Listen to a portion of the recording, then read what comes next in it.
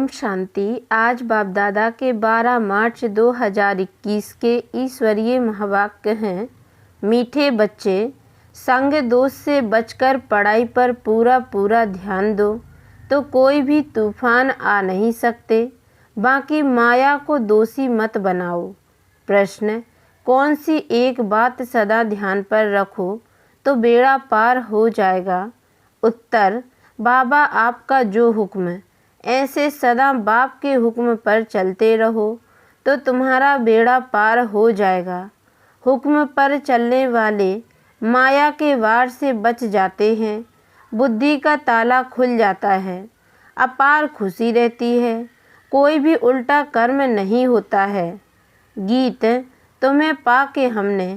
ओम शांति। मीठे मीठे सभी सेंटर्स के बच्चों ने गीत सुना। सब जानते हैं कि बेहद के बाप से फिर से 5-4 वर्ष पहले मुआफिक हम विश्व की बादशाही ले रहे हैं। कल्प कल्प हम लेते आए हैं। बादशाही लेते हैं फिर गवाते हैं। बच्चे जानते हैं अभी हमने बेहद के बाप की गोद ली है। वह उनके बच्चे बने हैं। है भी बरोबर। घर बैठे हुए पुरुषार्थ करते हैं। बेहद के बाप से उच्च पद पाने के लिए पढ़ाई चल रही है।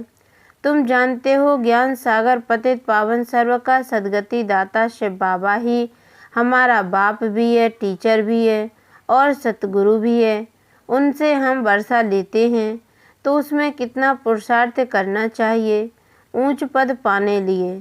अज्ञान काल में भी स्कूल में पढ़ते हैं तो नंबर बार मार्क्स से पास होते हैं अपनी पढ़ाई अनुसार। वहाँ ऐसे तो कोई नहीं कहेंगे कि माया हमको विघ्न डालती है। वह तूफान आते हैं, ठीक रीति पढ़ते नहीं हैं। वह बुरे संग में जाकर फंस पड़ते हैं। खेल कूद में लग जाते हैं इसलिए पढ़ते नहीं हैं, नापास हो जाते हैं। बाकी इसको माया के तूफान नहीं कहेंगे। चलन ठीक नहीं रहती तो टीचर भी सर्टिफिकेट देते हैं कि इनकी बदचलन है, कुसंग में खराब हुआ है। इसमें माया रावण को दोषी बनाने की बात नहीं है। बड़े बड़े अच्छे आदमियों के बच्चे कोई तो अच्छा चढ़ जाते हैं, कोई शराब आदि पीने लग जाते हैं, गंदे तरफ चले जाते हैं तो बाप भी कहते हैं कि कपूत हो गया है। उस पढ़ाई में तो बहुत सब्जेक्ट होती हैं। यह तो एक ही प्रकार की पढ़ाई है। वहाँ मनुष्य पढ़ाते हैं, यहाँ बच्चे जानते हैं हमको भगवान पढ़ाते हैं। हम अच्छी रीति पढ़ें तो विश्व का मालिक बन सकते हैं। बच्चे तो बहुत हैं, फिर कोई पढ़ नहीं सकते संग दोष में आकर के। इसको माया का तूफान क्यों कहें? संग दोष में कोई पढ़ता नहीं है तो इसमें माया व टीचर व बाप क्या करेंगे? नहीं पढ़ सकते हैं तो चले गए अपने घर। यह तो ड्रामा अनुसार पहले भट्टी में पढ़ना ही था। शरण आकर ली, कोई को पति ने मारा तंग किया तो कोई को बैराग आ गया।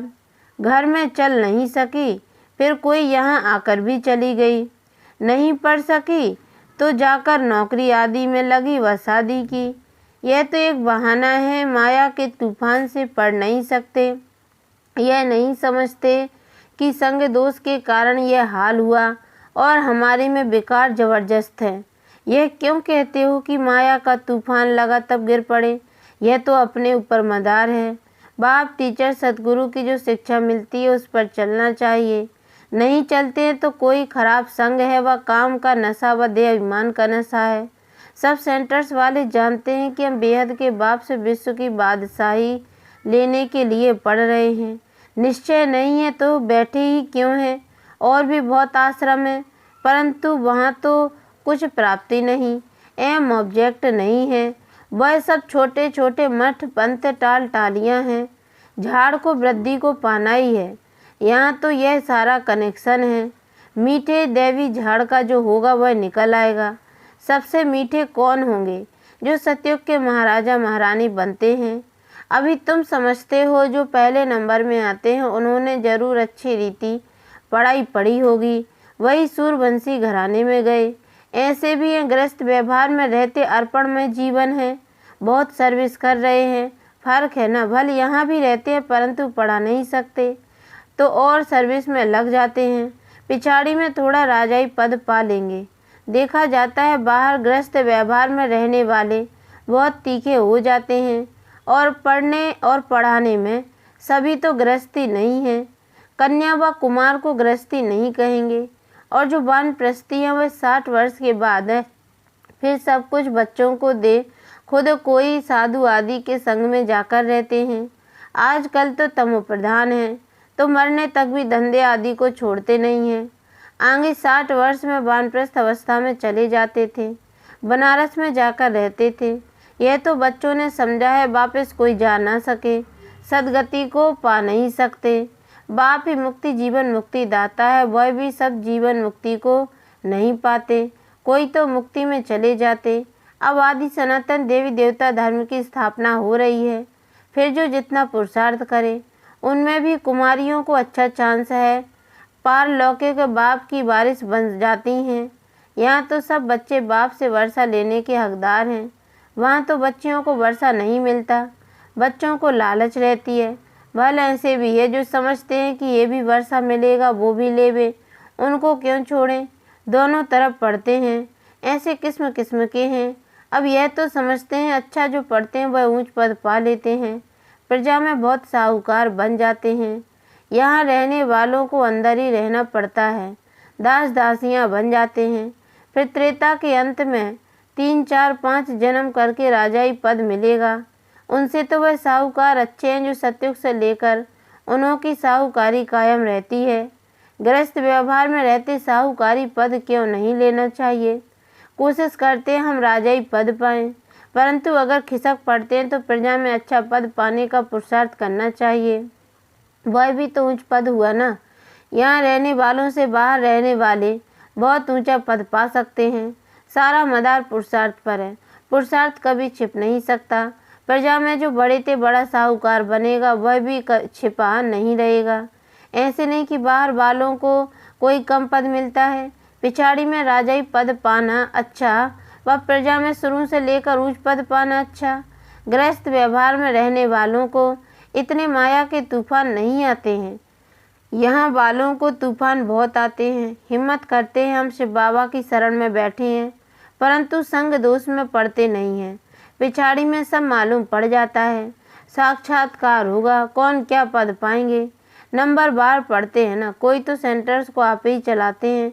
कहाँ तो सेंटर्स चलाने वाले से भी पढ़ने वाले तीखे हो जाते हैं। सारा पुरुषार्थ पर है।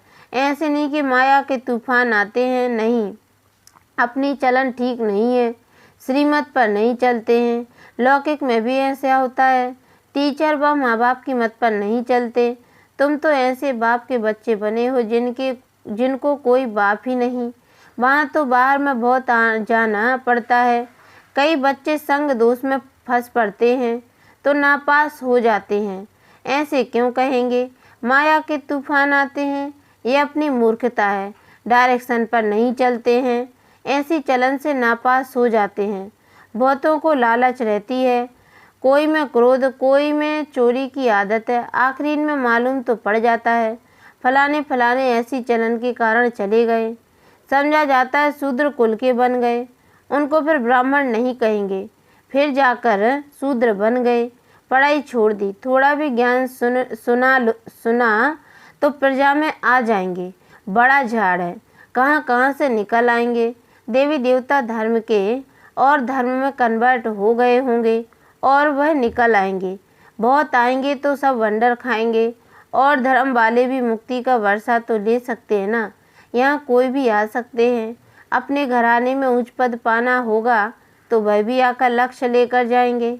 बाबा ने तुमको साक्षात्कार कराया था कि वह भी आकर लक्ष्य लेकर जाते हैं। ऐसे नहीं कि यहाँ रहकर ही लक्ष्य में रह सकेंगे।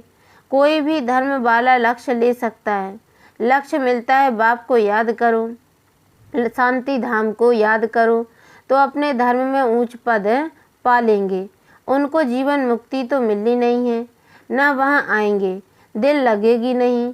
सच्ची दिल उन्हों की लगती है जो यहाँ के हैं। पिछाड़ी में आत्माएं अपने बाप को तो जान जाएं। बहुत सेंटर्स पर ऐसे भी हैं जिनका पढ़ाई पर अटेंशन नहीं है, तो समझा जाता है उच्च पद पा नहीं सकेंगे।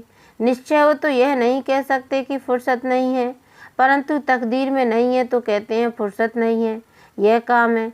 तकदीर में होगा तो दिन रात फुर्सत करने लग पड़ेंगे। चलते चलते संग में भी खराब हो पड़ते हैं। उसको ग्रहचारी भी कह सकते हैं। बृहस्पति की दशा बदलकर मंगल की दशा हो पड़ती है। शायद आगे चलकर उतर जाए। कोई के लिए बाबा कहते हैं राहु की दशा बैठी है। भगवान का भी नहीं मानते हैं, समझते हैं यह ब्रह्मा कहते हैं। बच्चों को यह नहीं पता पड़ता कि कौन है जो डायरेक्शन देते हैं। देह अभिमान होने के कारण साकार के लिए समझ लेते हैं। देही अभिमानी हो तो समझे कि शिव बाबा जो भी कहते हैं वह हमें करना है। रेस्पॉन्सिबिलिटी शिव बाबा पर है। शिव बाबा की मत पर जो चलना चाहिए ना। देह अभिमान में आने से शिव बाबा को भूल जाते हैं। फिर शिव बाबा रेस्पॉन्सिबल है। उनका ऑर्डर तो सिर पर धारण करना चाहिए, परंतु समझते नहीं कि कौन समझाते हैं। सो भी और तो कोई ऑर्डर नहीं करते, सिर्फ बाप कहते हैं मैं तुमको श्रीमत देता हूँ, एक तो मुझे याद करो और जो ज्ञान मैं सुनाता हूँ वह धारण करो और कराओ, बस यही धंधा करो। अच्छा बाबा जो हुक्म राजाओं के आगे जो रहते हैं वह ऐसे कहते हैं, जो हुक्म वह राजाएं हुक्म करते थे, यह शिव बाबा का हुक्म है। घड़ी घड़ी कहना चाहिए जो हुक्म शिव बाबा, तो तुमको खुशी भी रहेगी। समझेंगे शिव बाबा हुक्म देते हैं, याद रहेगी शिव बाबा की, तो बुद्धि का ताला खुल जाएगा। शिव बाबा कहते हैं यह प्रैक्टिस पड़ जानी चाहिए तो बेड़ा पार हो जाए, परंतु यही डिफ़िकल्टी है, घड़ी घड़ी भूल जाते हैं। ऐसे क्यों कहना चाहिए कि माया भुलाती है, हम भूल जाते हैं इसलिए उल्टे काम होते रहते हैं। बहुत बच्चियां हैं, ज्ञान तो बहुत अच्छा देती हैं, परंतु योग नहीं, जिससे विकर्म विनाश हो। ऐसे बहुत अच्छे अच्छे बच्चे हैं, योग बिल्कुल नहीं हैं। चलन से समझा जाता है योग में नहीं रहते हैं, फिर पाप रह जाते हैं जो भोगने पड़ते हैं। इसमें तूफान की तो बात ही नहीं। समझो यह मेरी भूल है, मैं श्रीमत पर चलता नहीं हूँ। यहाँ तुम आए हो राजयोग सीखने, प्रजा योग नहीं सिखाया जाता है। माता पिता तो है ही, उनको फॉलो करो तो तुम भी गद्दी नसीन बनेंगे। इनका तो सर्टेन है ना, यह श्री लक्ष्मी नारायण बनते हैं तो फॉलो मदर फादर, और धर्म वाले मदर फादर को फॉलो नहीं करते हैं, वह तो फादर को ही मानते हैं। यहाँ तो दोनों हैं, गॉड तो है क्रिएटर, मदर का फिर गुप्त राज है। माँ बाप पढ़ाते रहते हैं, समझाते हैं ऐसे नहीं करो यह करो। टीचर कोई भी सजा देंगे तो स्कूल के बीच में देंगे ना, ऐसे थोड़ी बच्चा कहेगा मेरी इज्जत लेते हो।